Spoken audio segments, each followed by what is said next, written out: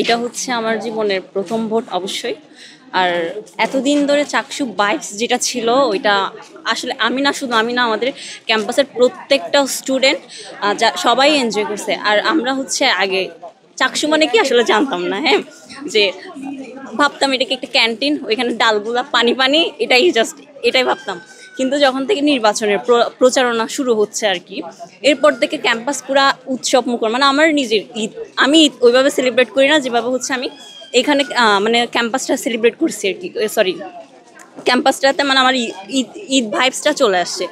আর হচ্ছে আমি এমনিতে নর্মালি ক্যাম্পাসে আসি না, এই চাকসু ভাইবসের জন্য, লিফলেটের জন্য বা এনজয় করার জন্য হচ্ছে আমি প্রতিদিনই চলে আসি। আর আজকের কথা বলবো, আমি এক্সাইটেড হয়ে আসছি, আর এক্সাইটেড হয়ে ভোট দিছি।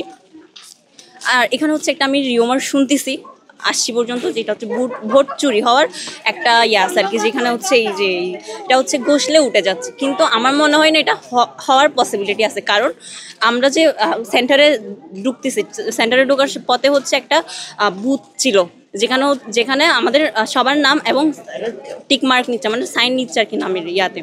তার ডাবল ডাবল করে দিচ্ছে, সাইন দিচ্ছে যে আমরা ভোট যাচ্ছি, মানে প্রবেশ করছি সেন্টারে এটার।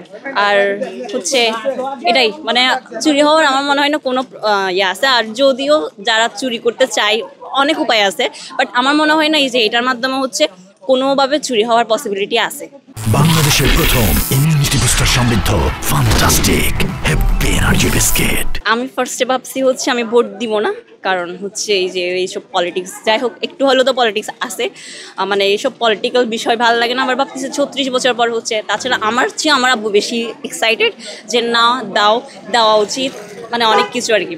তো দিতে আসছি, আব্বুর কথা শুনে আব্বু আমাকে সিলেক্ট করে দিয়েছে যে না, এই প্যানেলকে দিবা, সবগুলা দিবা, এই প্যানেলকে সবগুলা দিবা। কিন্তু দিছি, আব্বুর কথা শুনে কিছু কিছু দিছি, বাট হচ্ছে মানে রাত্রে এখন আমি জানি না, আমি জানি সিলেক্টের ক্ষেত্রে মেবি ঠিকঠাকভাবেই করছি।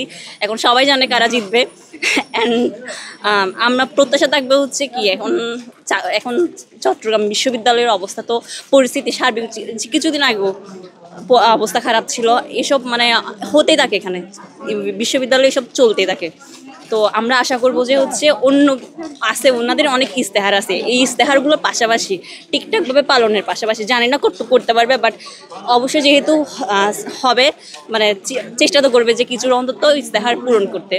তো ওই ইস্তেহারের পাশাপাশি যে ক্যাম্পাস এরিয়ার যে শিক্ষার্থীদের শতভাগ নিরাপত্তার নিশ্চয়তাটাও একটু মাথায় রাখবে, এটা।